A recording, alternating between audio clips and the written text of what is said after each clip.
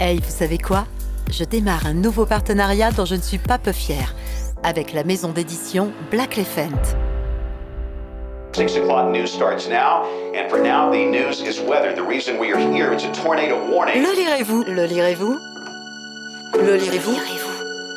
Le lirez-vous? Le lirez-vous? Le lirez-vous? Le lirez-vous? Le lirez-vous? Le lirez-vous? Bonjour à toutes et à tous.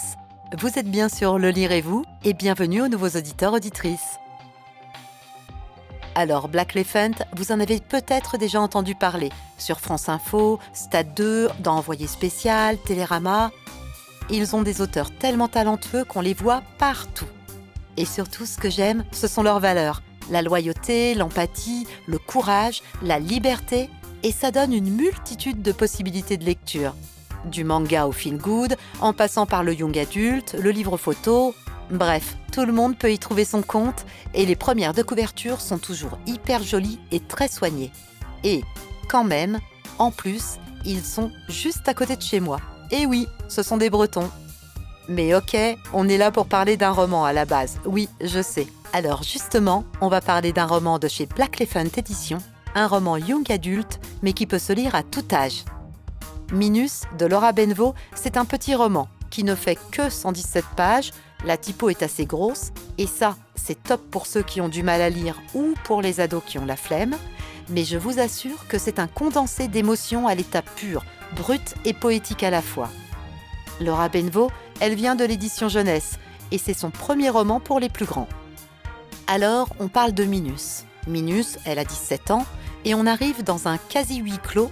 Tout se passe entre la chambre d'hôpital où elle visite sa maman sous respirateur et sa maison. Minus, en vrai, c'est Carmen, mais personne ne l'appelle jamais Carmen. Enfin, personne, sauf un.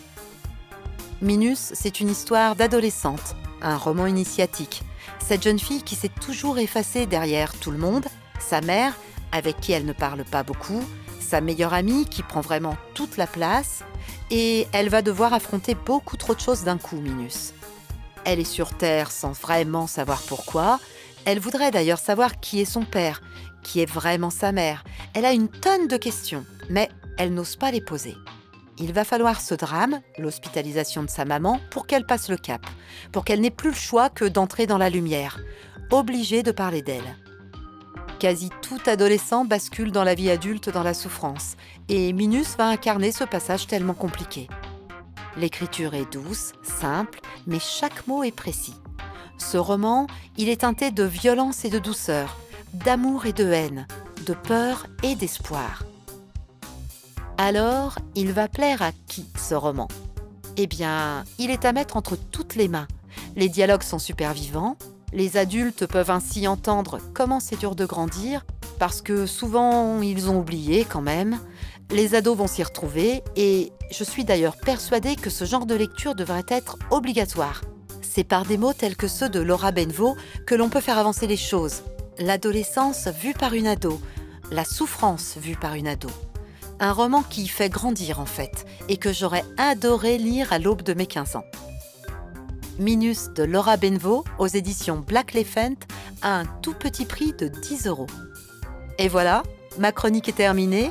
Et si vous entendez ce message, c'est que vous avez écouté jusqu'au bout. Merci du fond du cœur. N'hésitez pas à vous abonner, à mettre des étoiles et à partager l'épisode autour de vous s'il vous a plu. Moi, je retourne à mes lectures. Prenez soin de vous et à bientôt. Ciao!